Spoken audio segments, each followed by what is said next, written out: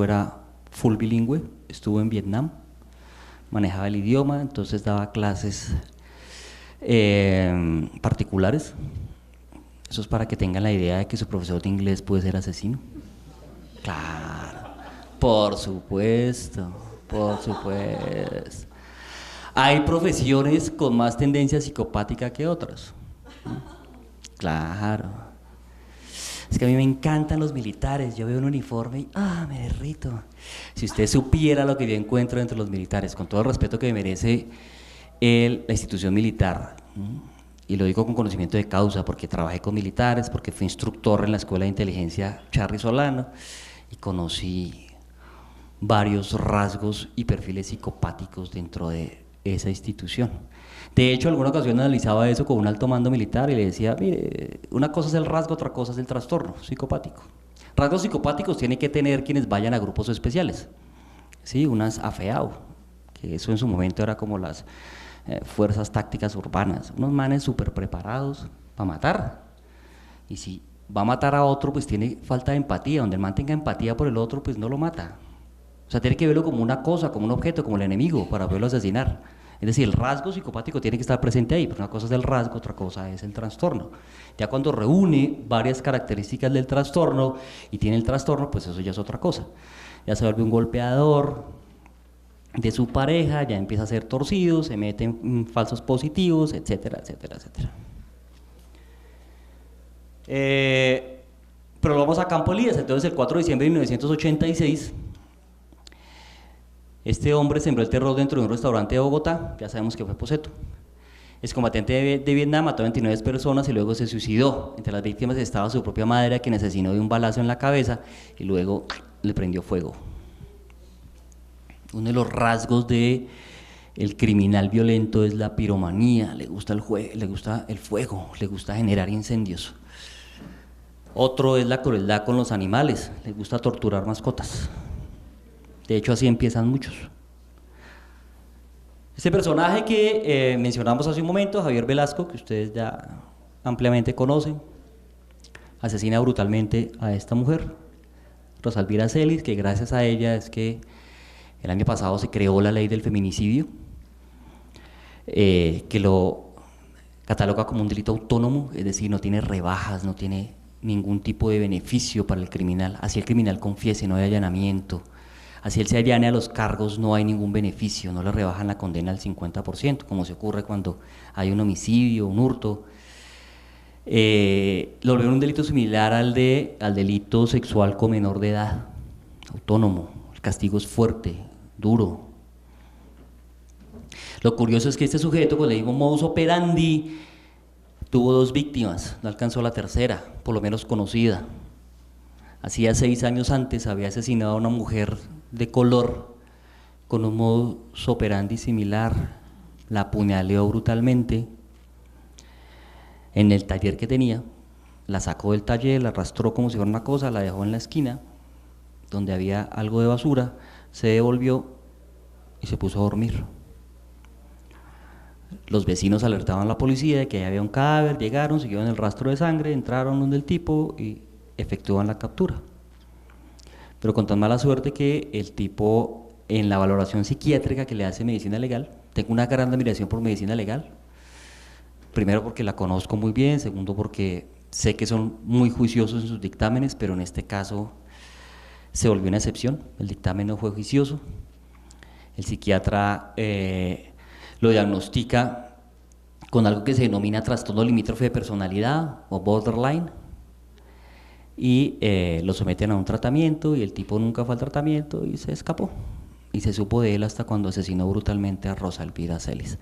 Pero tampoco es un asesino serial, estamos hablando de un criminal violento. Aquí sí hay 5 asesinos seriales. ¿Cuál de esos reconocen ustedes? Allá levantó la mano. Bueno.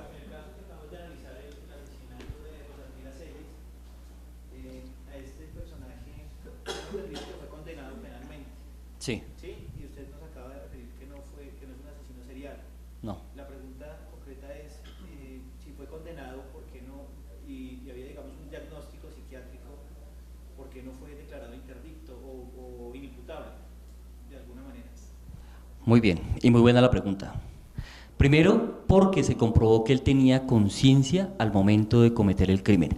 Una cosa es que el criminal sea impulsivo, es decir, que en el momento del crimen haya un nivel de excitación que haga que el tipo no se preocupe por algo que en perfilación llamamos conciencia forense, es decir, por no dejar rastros. Entonces, por utilizar guantes de látex, por utilizar un preservativo, por cubrirse el rostro, por no abandonar el cadáver en el mismo sitio donde lo ataca.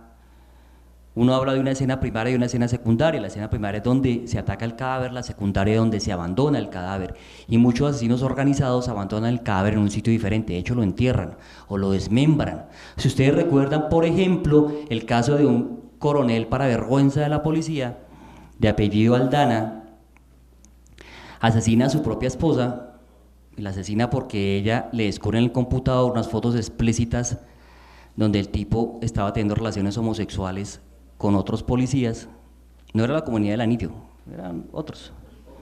Pero ella le reclama, le dice que le va a dañar su ascenso a general, porque en su momento era coronel, era el comandante de la policía del Tolima, y el tipo la golpea brutalmente, pero el tipo tenía bastante conciencia forense porque había estudiado criminología.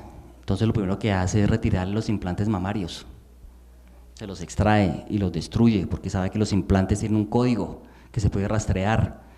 Después le quema los pulpejos dactilares, para que vea con quién se mete, hay que saber con quién se mete, ¿verdad? Le quema los pulpejos dactilares para que no la reconozcan, le arranca la dentadura, la desmembra y después la arroja a un lote, a un potrero que quedaba a kilómetros de donde se cometió el crimen. Como no hay crimen perfecto, pues un campesino que estaba haciendo la siega encontró el cadáver y alertó a la policía y en fin, después todo el tema se descubrió. Pero lo que le quiero decir con esto es que no necesariamente signifique que porque fue un momento de excitación, eso lo haga inimputable o interdicto. El tipo no estaba loco, es decir, el tipo no tenía esquizofrenia, no estaba desconectado de la realidad. De hecho, el diagnóstico que le da medicina legal en el primer homicidio de trastorno limítrofe de personalidad, lo que hace que alguien, lo característico del trastorno es que son personas muy inestables, con una dependencia muy fuerte hacia drogas, alcohol, comportamiento promiscuo o ludopatía, es decir, el juego patológico. Este tipo tenía problemas con la ingesta de alcohol, pero la ingesta de alcohol no es atenuante dentro del crimen, no es atenuante. Yo te estoy trabajando un caso donde fui a entrevistar al muchacho, que me da pesar porque es que el man tiene hijas, esposa, tenía trabajo en San Andresito, un trabajo próspero, y un día el hombre empezó a abusar del alcohol, tendría problemas de alcohol, adicionalmente con drogas. Entonces el tipo cuando ya estaba borracho metía perico y quedaba lúcido, pero aún así seguía después consumiendo más. El hombre dice que se obnubiló y que estaba en la azotea de un edificio donde había una fiesta, que inclusive era familiar, y que de pronto vio una muchacha que al momento de los hechos tenía 13 años, el hombre la coge por en medio de las piernas, la levanta, se le iba a llevar para violarla.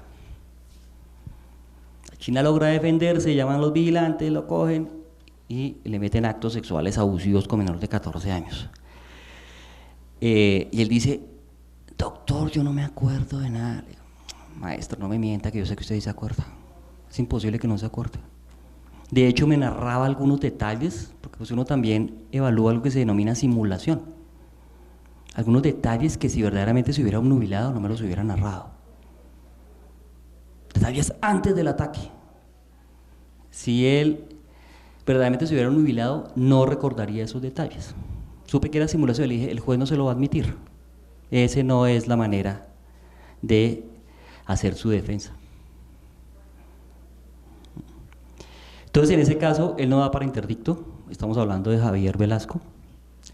Él era consciente de lo que hizo, aunque no hubo una planeación como tal, no tenía conciencia forense, sí hubo la intención. Puede que en el mismo momento en que compartió clase con ella, cuando la sacó del colegio Manuela Beltrán y le dijo que se subiera a la moto y se tomara unas cervezas, ya había planeado atacarla. Algo similar hizo con la mujer de color que les comento, el primero la embriaga. Entonces se la lleva, le da una cerveza, así como le dio a Rosa Elvira, y después la ataca. Entonces ahí no da para eso. Muy bien, 5 de estos son asesinos seriales. ¿Quiénes de ustedes conocen alguno? Levante el brazo y dígame el número. Dime, Mariana.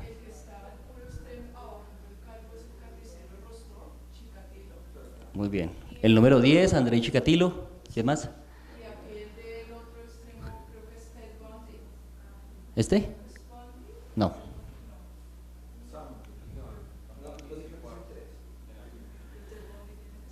¿El 3 y el 4? El cuarto es Ted Bundy, sí. Ted Bundy o Teodoro Bundy. Entonces vamos por partes, como decía Jack el Destripador.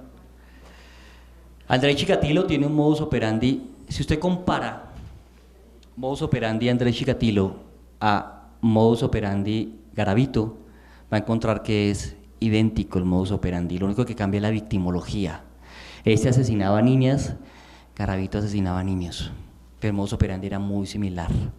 Llevárselos a sitios baldíos, amarrarlos, cercenarles el pene, colocárselos en la boca, bla, bla, bla, etcétera, etcétera. Con las niñas hacía también un ritual macabro, en fin.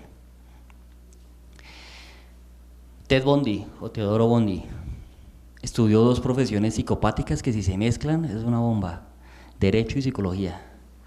Sin terminarlas, porque el psicópata difícilmente termina lo que empieza, se aburre, porque a él le gustan las emociones.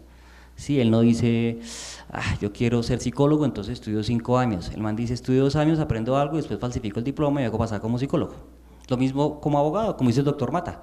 Sí, nunca estudió ni siquiera un semestre de universidad, pero sí conoció muchos abogados, aprendió el argot del derecho, se comió el código de procedimiento penal, así como hacen los de las cárceles, porque si usted va a un pabellón de una cárcel, encuentra que todos se saben el código penal. Lo estudian. Y la Biblia, esos son los 2 libros estrella de la cárcel. Entonces todos están convertidos. Entonces, ay doctor, Dios le pague. Y yo, no, me tiene que pagar usted porque si no, no le puedo ayudar. Y Dios lo bendiga. Y cómo hace Garavito, que cree que está convertido y nos quiere hacer pensar eso, y es tan astuto que cobra hasta 5 millones por entrevista. Eso le cobra a Pirri, y ahorita cobra en euros porque un periodista español de una cadena de ese país le vino a hacer una entrevista y el tipo no concede entrevistas si no le pagan. Eso hace parte de la astucia del psicópata. Ted Bundy asesinaba a mujeres, por lo general estudiantes universitarias, con un modus operandi muy particular. El tipo no solamente aprovechaba que era parecido a Rafael Nova, ¿sí? O sea que el man era pinta, sino que adicionalmente se colocaba un cabestrillo en el brazo y hacía que la víctima, cuando ya la captaba, en esos parqueaderos gringos que son tan grandes y oscuros, ya cuando se va a un mall que no encuentra el bendito carro, vaya, algo así, entonces él ya perfilaba a la víctima, tenía algo para cargar, hacía que ella le ayudara, y cuando ella le daba la espalda, la golpeaba con objeto contundente, la metía a un Volkswagen de esos viejitos que en México llaman bochos, de los antiguos de la Segunda Guerra Mundial, y se la llevaba y la atacaba sexualmente y después la asesinaba. En otra ocasión su modus operandi era ingresar a las habitaciones de las estudiantes y ahí las atacaba y las golpeaba con objeto contundente hasta que las asesinaba. Bastante brutal el tipo, y tan astuto que asumió su propia defensa en juicio. Es decir, él se representó a sí mismo, no quiso abogado. Fue condenado a muerte y creo que en el año 2008, 2009 lo ejecutaron. Van 2. ¿Quiénes más son asesinos seriales?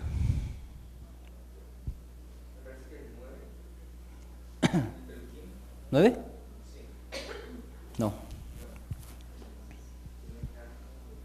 Tiene cara. Ojo, no se equivoque. Ese es otro tema que los seres humanos creemos tener y es un mito, es decir, que podemos reconocer al asesino con solo mirarlo, no. O al criminal, no. Es más, de hecho, ustedes van a encontrar que muchas mujeres les gustan los manes de mala cara y bandidos, les encanta, esos manes les apasiona. Hace poco se hizo inclusive un estudio en la Universidad de Yale, que dice que esa tendencia existe en las mujeres, que es un tema de tipo antropológico, genético, porque inconscientemente creen o sienten que esos tipos duros son los más fértiles. Como ese tema también está presente en los seres humanos, es una necesidad humana, pues inconscientemente también se refleja. Pero bueno, el primero, el sádico de Charquito, colombiano, asesinaba jovencitas con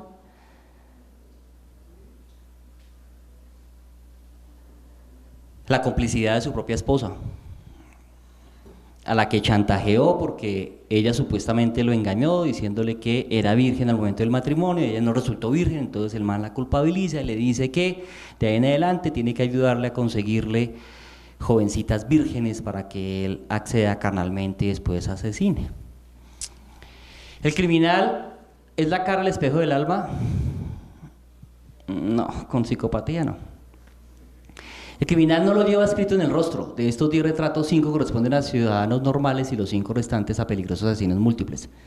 Número 1, Daniel Camargo, que mató 47 mujeres. Número 3, el español José Rodríguez Vega, violador y asesino de 16 ancianas. También son víctimas, no solamente los niños, no solamente las trabajadoras sexuales, las ancianas también, porque eso está dentro de la mente perversa del criminal.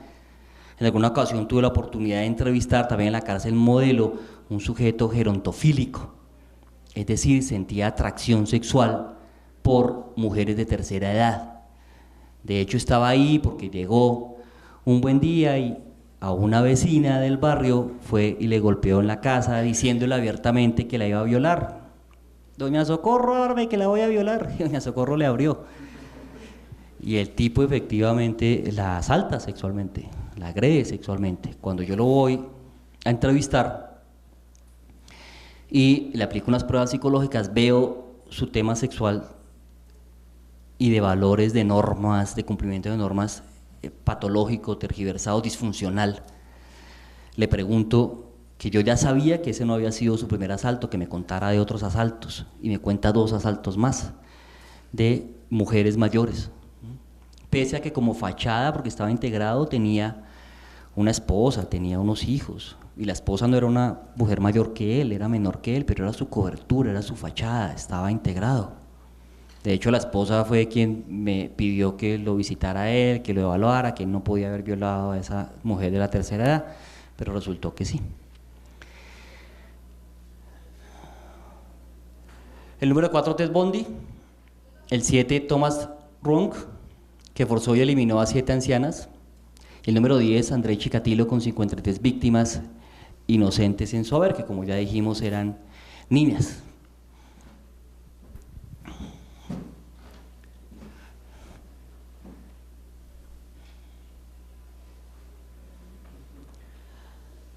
No juzguen por la apariencia, en realidad no hay un aspecto como antiguamente creía Lombroso, padre de la criminología, de la criminalística, que en el rostro se podía ver la imagen del criminal. Eso no es tan cierto. De hecho, lo más parecido fue algo que, venga a ver si acá está, creo que sí lo tengo. Un estudio que hicieron los japoneses que descubrieron un fenómeno llamado Zanpaku, que se presenta en la gran mayoría de asesinos seriales, pero no es directamente correlacional con el asesino serial. Me explico, no significa que quien lo tenga sea asesino serial o criminal violento. De hecho, Zanpaku en japonés está traduciendo algo así como inestabilidad. Y es lo que en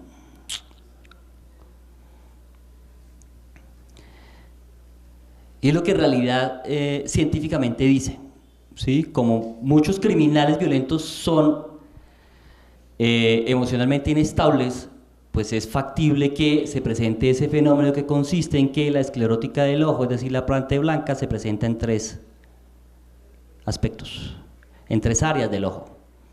Si ustedes se miran entre sí, pues quienes no tenemos Zanpaku, de pronto aquí hay alguien aquí que sí lo tenga, tenemos solamente 2 partes. 2 blancos. Pero cuando hay 3, como en este caso, arriba se conoce como Sampaku superior. Quienes no tenemos Sampaku, pues solamente la esclerótica va a estar en estas 2 áreas. No la vamos a tener acá, ni acá, ni acá. Pero vean este personaje como si la tiene, Charles Mason, que además se tatuó la esvástica en su frente, que ahora lo acompaña una niña de 27 años,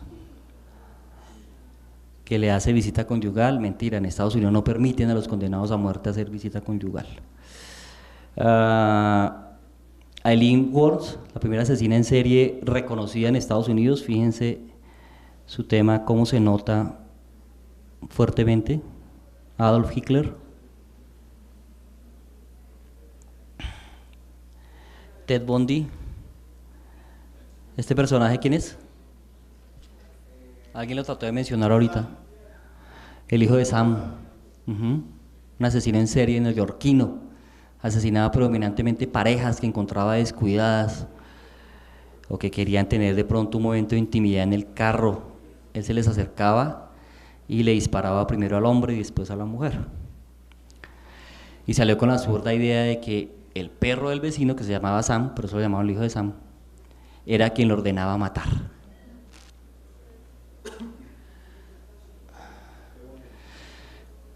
Miran Hindley y Ian Brady, los vecinos del Páramo en Inglaterra, asesinaban niños, asesinaban menores de edad. Fíjense cómo a ella se le nota que además fue alguien que se dejó manipular mucho de Ian para cometer esos homicidios. ¿Reconocen quién es este personaje?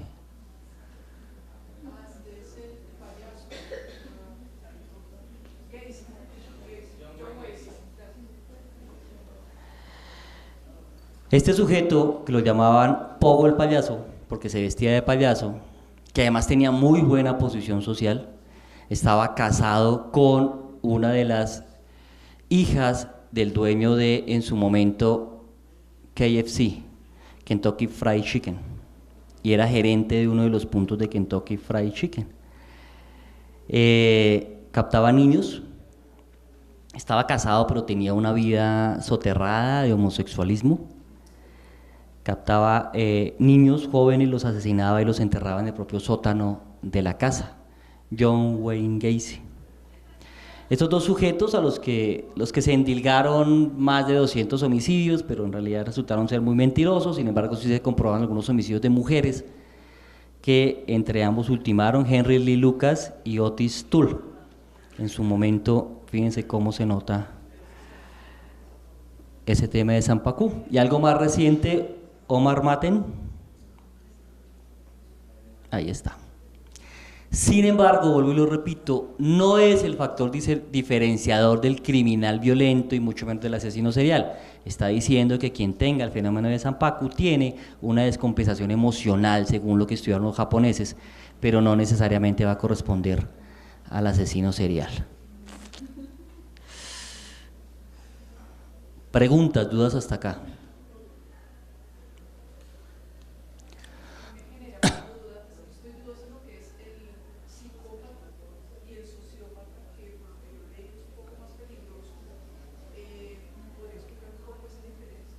Muy bien.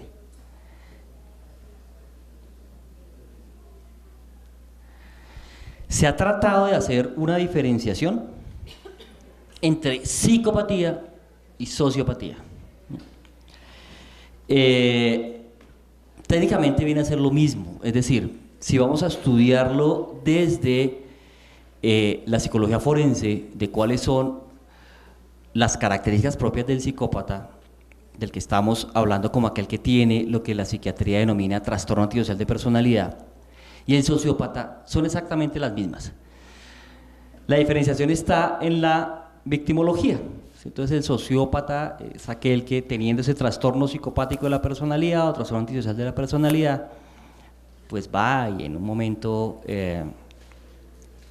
brutal hace un acto como el que hizo Omar Maten de asesinar a varias personas. Es un tipo de spree killer, entonces es un peligro, pues obviamente dentro de la sociedad. O aquel como Hitler, que nunca asesinó a nadie de su propia mano, pero que generó una cantidad impresionante de muertes. O de algunos otros, en especial con ese poder y ese liderazgo negativo que precisamente inducen a los demás a cometer crímenes de lesa humanidad, pero que son producto de esa mente sociopática. Esa es como la diferencia fundamental.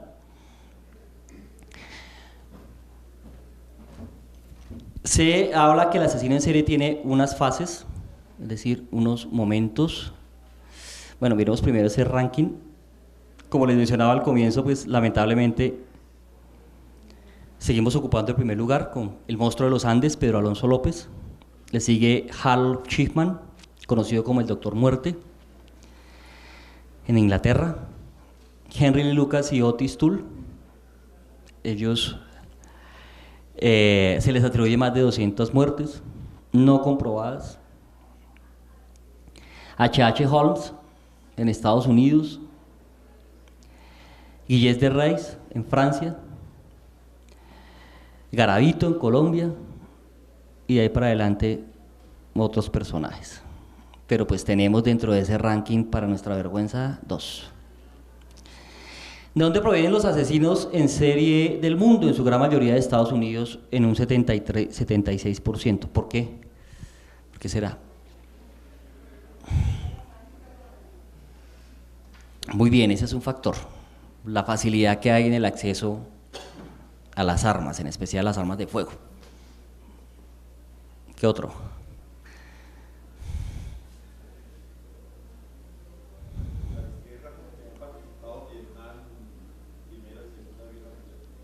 Muy bien, la salud mental.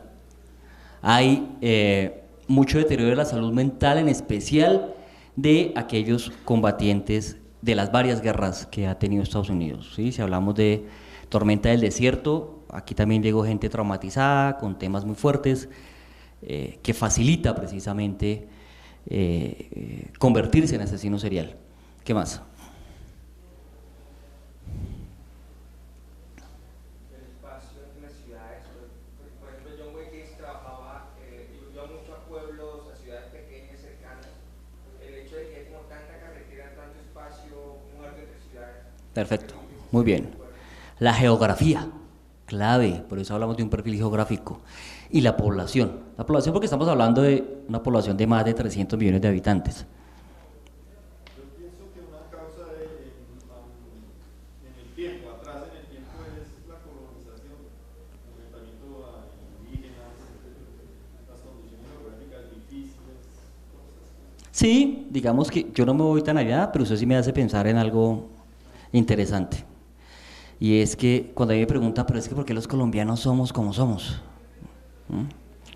Primero, no solamente nos ocurre a nosotros, los mexicanos también dicen tener malicia indígena, también son tramposos, jodidos, lo digo con conocimiento de causa porque tuve la oportunidad de estudiar y de vivir en México, de conocer cómo eran las mañas de los mexicanos, muy similares a las nuestras, y le llaman malicia indígena.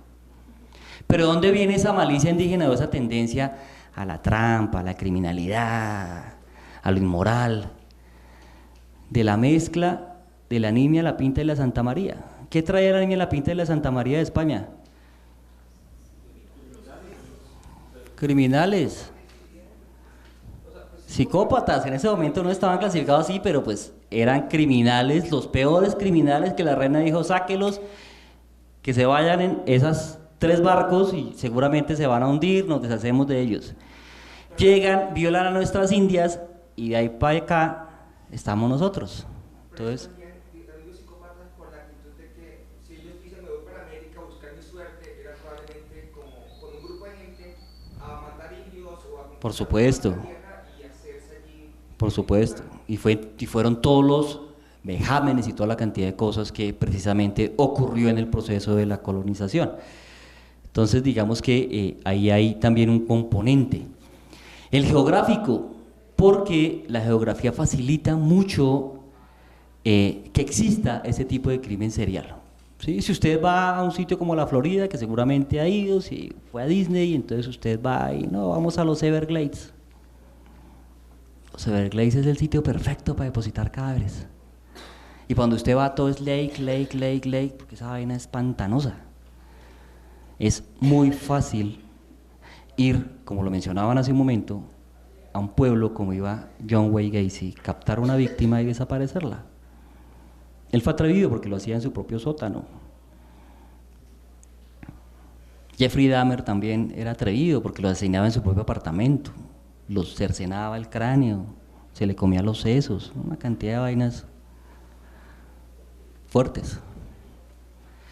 Es porque el contexto lo permite. En Europa el 17% y en el resto del mundo el 7%. Y vuelvo y repito, no existe un país que no tenga un asesino serial.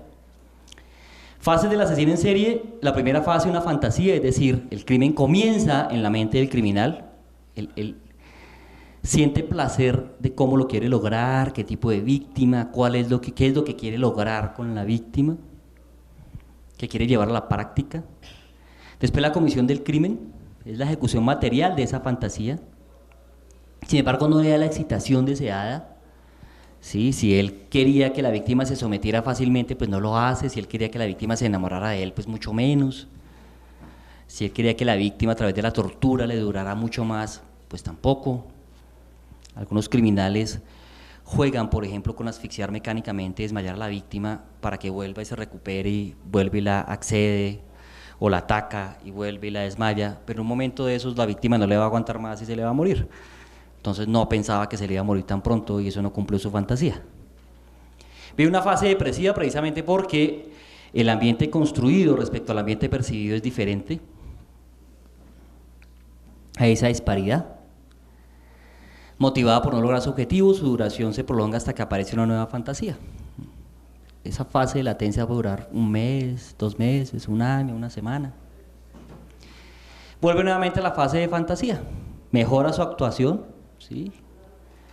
Entonces, Ted Bundy dijo: yo siempre ataco de una en una a las mujeres, pero qué rico sería atacar 2 mujeres a la vez.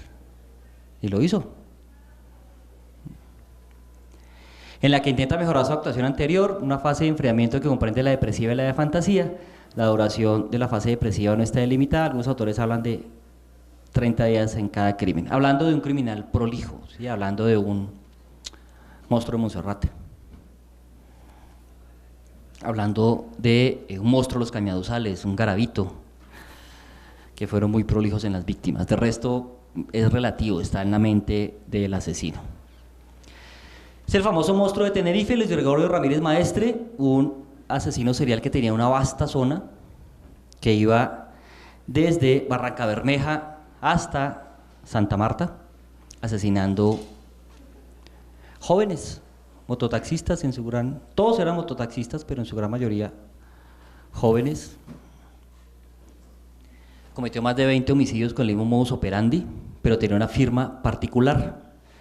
Este sujeto desde muy niño, en la región de Valledupar, era de Valledupar, hacía sombreros volteados y mochilas. Con la fabricación de mochilas aprendió a hacer nudos, unos nudos especiales, que después llevó a las escenas del crimen. La personalidad del criminal está en la escena del crimen, está en su modus operandi. Más adelante voy a hacer que comprendan eso. Cómo se traslada hasta allá, cómo lo que aprende, cómo sus propios traumas, cómo sus odios se trasladan con la víctima y con la escena del crimen. En este caso en particular, lo que hacía Ramírez Maestre era que golpeaba a la víctima o la dejaba inconsciente, bien sea porque la golpeaba o la asfixiaba, se la llevaba a un paraje solitario, en un tronco de un árbol lo amarraba, pero el amarre era algo como lo siguiente: le colocaba alrededor del cuello una soga, le colgaba del palo y la amarraba con las manos atrás, lo ataba con las manos atrás a la víctima, lo hacía acurrucar de tal manera que si él quería descansar en esta posición, se ahorcaba.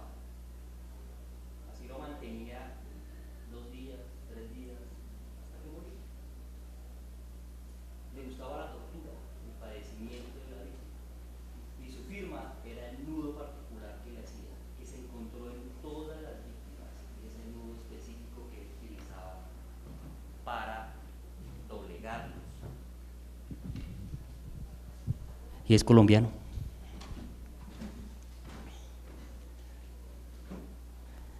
Ahí está el perfil geográfico, es decir, la zona en la cual cometía los crímenes, bastante grande. El monstruo de los Andes pues tuvo una zona mucho más grande. Ted Bundy se recorrió casi que todos los Estados Unidos asesinando mujeres. Entre más grande sea el perfil geográfico, es decir, la zona de influencia del criminal, más difícil va a ser la captura. ¿Qué características comunes tiene esos asesinos seriales? Es decir, ¿cómo se forma ese monstruo? ¿Cómo aflora esa maldad? ¿Por qué en ellos sí y espero que en nosotros no? Varios de ellos han tenido una infancia traumática, fuerte, con hechos traumáticos como lo que yo domino el factor AAA, agresión, abandono y abuso. No solamente agresión física, sino también agresión psicológica, y una forma de agredir psicológicamente es decirle, usted es una basura, no sirve para nada, inepto. De abandono, y el abandono no solamente es físico, también hay abandono psicológico cuando usted ignora las necesidades básicas de su hijo, el llanto, la necesidad de jugar, de abrazar, de interactuar. Que los hombres no lloran, chino marica. Y el abuso, donde la peor expresión del abuso pues es evidentemente el sexual. ¿Por qué? Porque se comete en una edad en la cual no hay maduración sexual, en una edad donde el agresor por lo general es alguien de afecto del menor o de la familia del menor, su padre, su abuelo, su padrastro, donde además el menor sabe que eso no es correcto moralmente, pero lo obligan a que guarde el secreto o lo amenazan y crece con ese trauma. Sí. Pero entonces, ¿por qué todas las personas abusadas no desarrollan ese perfil de asesino? Muy bien y muy buena pregunta. Sí. Primero porque no es una sola la herida que genera el monstruo, son varias. ¿Sí? Segundo porque también hay un aspecto decisional y hay incluso un tipo de personalidad que no hace mucho se descubrió que se llama resiliente. A mí me gusta mucho la comparación que hacen con la personalidad resiliente o la resiliencia. Dice que la resiliencia es el carácter que es como un resorte, que por mucha tensión que tenga no se deforma.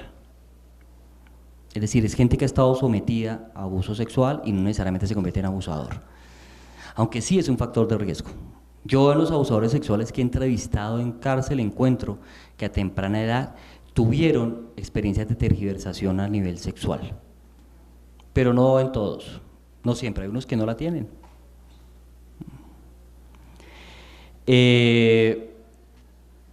Esta fase que debería ser de formación del menor concluye siendo un proceso de desadaptación o de desviación.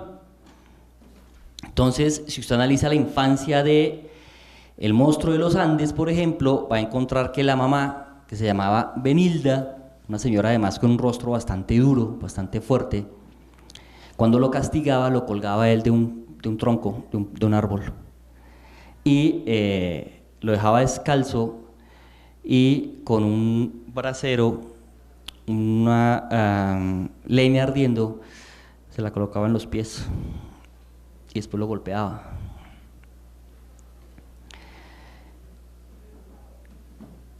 Una predisposición a la violencia, es decir, hay un aspecto fuerte que se ha comprobado ocurre en la gran mayoría de asesinos seriales, que se conoce como el triángulo de McDonald's, pero no el de McDonald's de las hamburguesas, sino del doctor McDonald's que a través del estudio que hizo con asesinos seriales en prisión, descubrió lo siguiente. Por acá debo tener la presentación.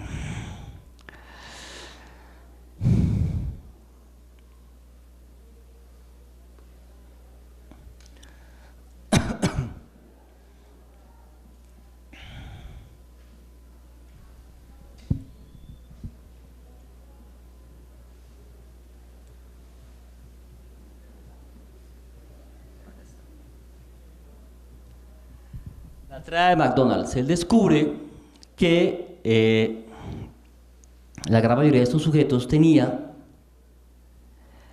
comportamientos de crueldad con animales. No es maltrato a animales, es crueldad. Es el que toma al gato, le coloca una soga y lo tiene ahí hasta que muera. O lo parte con un cuchillo y lo destripa.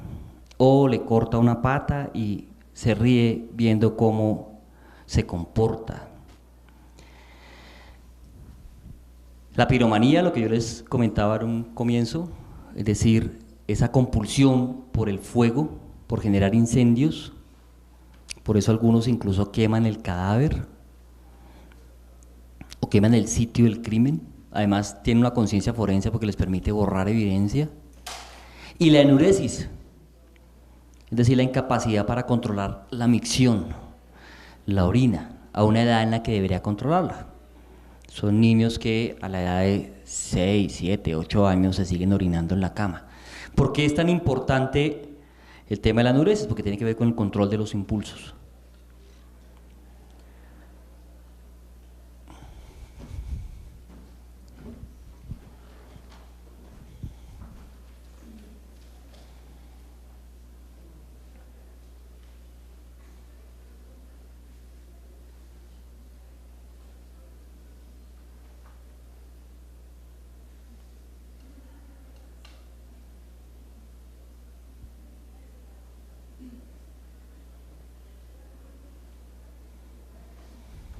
Aquí está la piromanía. Primeros delitos empiezan con una escalada criminal, con delitos simples, no parecen tan graves: hurtar en el colegio, amenazar a otros compañeros con arma blanca, pero fugarse de casa, consumir drogas alucinógenas, pero que después se empiezan a complejizar.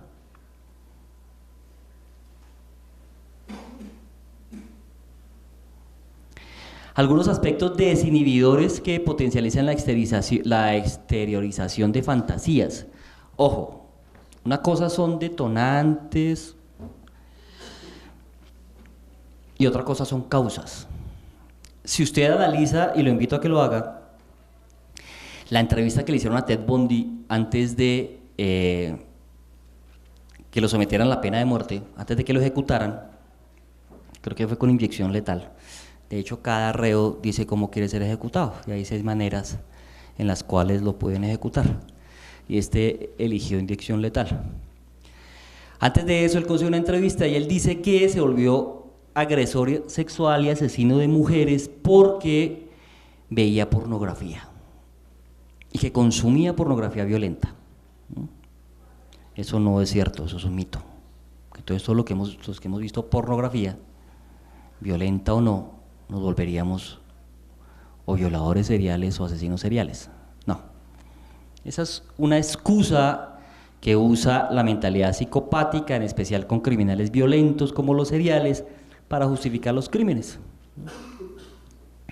Algo similar decía Garavito, algo similar decía Manuel Antonio Bermúdez, el monstruo de los Cañaduzales, cuando también asesinaba niños, que era producto del alcohol que consumía, que lo llevaba a que matara a los niños.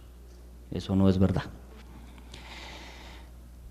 El consumo de alcohol o el consumo de drogas, estos no son eximientes, no lo va a hacer inimputable. Edmund Kemper, que era un sujeto que medía casi 2 metros, 1,90 y algo. Desde los 12 años jugaba con su hermana a la cámara de gas y a la silla eléctrica. De adulto mata porque creía que iba a producirse un holocausto en que moriría toda la población, excepto él. De hecho, él tenía un trauma en su niñez que tenía una connotación sexual, y era que la mamá de él lo maltrataba terriblemente. La mamá quiso tener una niña y tuvo un niño además de semejante tamaño. Pero entonces, cuando era de muy corta edad, lo vestía de mujer. Lo castigaba, lo mandaba al sótano de la casa y lo ponía a jugar con muñequitas tipo Barbie. Entonces lo que el man hacía con las muñequitas era desmembrarlas, cosa que después hizo con las mujeres a las que recogía en autostop. Además que le quedaba fácil, porque con esa corpulencia, más de un solo golpe. tiene relación con, es lo que quiero que comprendan.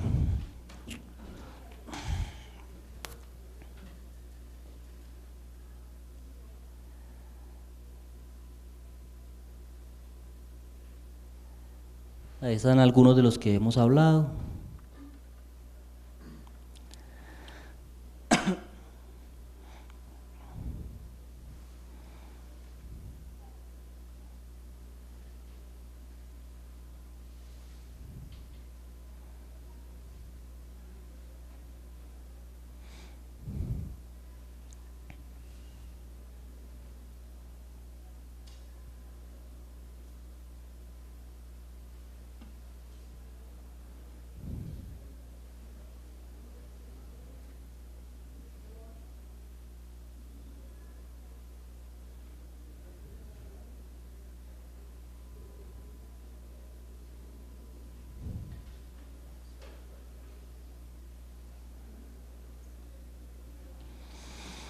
Son sujetos que atribuyen básicamente sus crímenes y el hecho de que se convirtieron en monstruos o en asesinos seriales a aspectos externos a ellos, ¿no? El maltrato que sufrieron en la niñez, una voz que les dijo que tenían que matar. Si ustedes analizan, por ejemplo, las pocas entrevistas que dio el monstruo de Monserrate, él dice que empezó a matar después de que una mujer que él tuvo, con la que convivió, tuvo una convivencia marital de hecho, le puso cuernos. Entonces que de la rabia él salió a matar mujeres. Y que él había estudiado en la universidad hasta quinto semestre de ingeniería industrial. Falso, nunca estudió, nunca pisó la universidad. Entonces Jeffrey Dahmer decía que había nacido incompleto, pese a que nació en una familia muy estructurada, tuvo la mejor educación, pero optó por no solamente asesinar, sino practicar necrofilia con sus víctimas. De hecho, conservaba en una nevera gigante que tenía en su apartamento los cadáveres de jóvenes, en su gran mayoría eran homosexuales, es decir, se los comía literalmente, y eran hombres de color en su gran mayoría. Ted Bundy, como ya dijimos, culpaba la pornografía. Henry Mueller, perdón, no leo este man. Herbert Mullin decía que la culpa es de las voces dentro de mi cabeza. Ese es muy común dentro del asesino serial, decir que había alguien externo que lo obligaba a asesinar, es decir, no hay autonomía, porque uno de los rasgos de la psicopatía es la irresponsabilidad, es decir, la incapacidad para asumir las consecuencias de sus propios errores, de las cosas que hacen. La gran mayoría de estos sujetos dentro de su modus operandi es que coleccionan trofeos, souvenirs, recuerdos. Es decir, hay algo que se llevan de la víctima. Puede ser su documento de identidad, una fotografía, un mechón de pelo, ropa interior, en fin. Hay algo que ellos se llevan de la escena del crimen y de la víctima y que precisamente les permite recrear el crimen.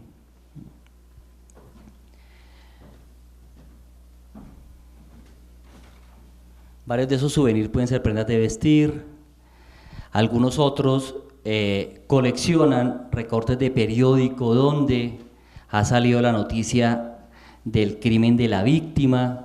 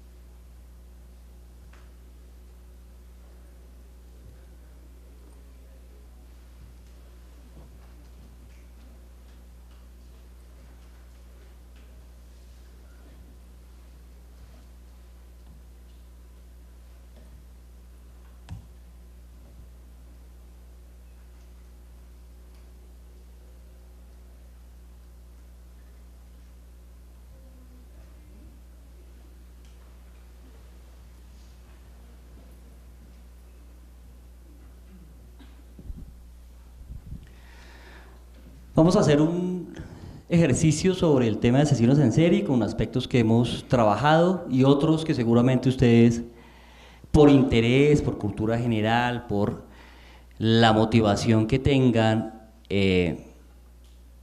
seguramente han visto, escuchado o conocen.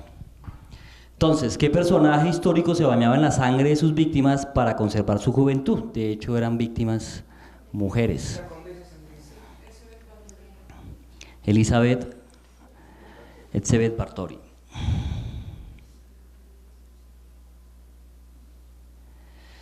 ¿Qué asesino parecía un amable ciudadano e incluso se disfrazaba como payaso? John Wayne Gacy.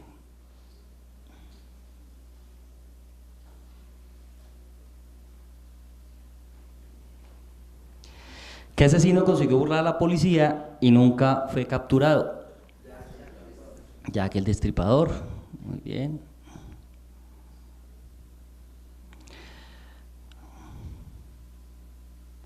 ¿Cuál de estos asesinos comenzó a asesinar siendo tan solo un niño?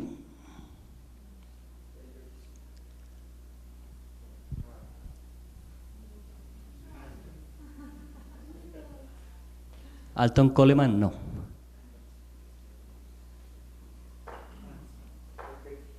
El petiso orejudo. Ahí no da la respuesta. ¿Qué asesino tenía en su casa muebles hechos con la piel y huesos de sus víctimas? De hecho, fue el que inspiró la película The Silence of the Lambs, El silencio de los corderos, o El silencio de los inocentes, que fue real, es decir, lo sacaron de la vida real. De hecho, muchas de las cosas que se escriben, que se crean, pues tienen algún componente real. En su momento lo llamaron Hannibal Lecter en la película, pero en realidad se llamaba ¿cómo?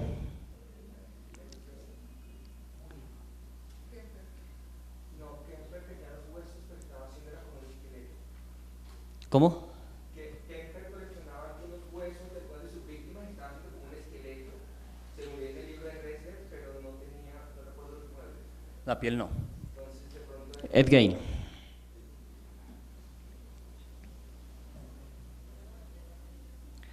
¿Cuál de estos asesinos no bebía la sangre de sus víctimas? Peter Kürten, Richard Chase, Peter Sutcliffe. Richard Chase, no. Este personaje. De estos tres asesinos, ¿quién asesinaba en pareja junto a Otis Toole?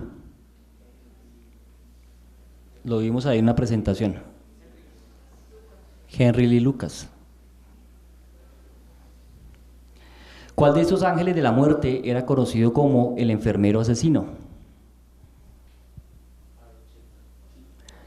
Chipman era médico, no enfermero.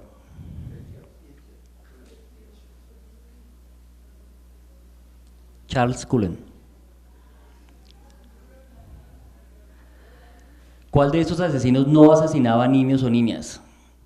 Daniel Camargo, Doracel Vargas, Andrei Chikatilo. Para quienes quieran consultar, Doracel Vargas es el más grande asesino en serie venezolano. ¿Qué asesino disolvía en ácido el cadáver de sus víctimas?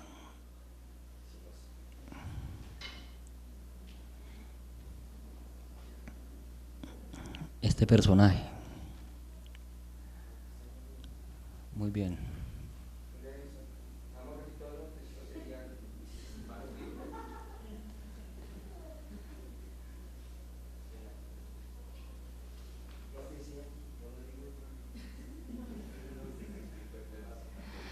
Bueno, voy ahora a hablar de un tema que tiene que ver con el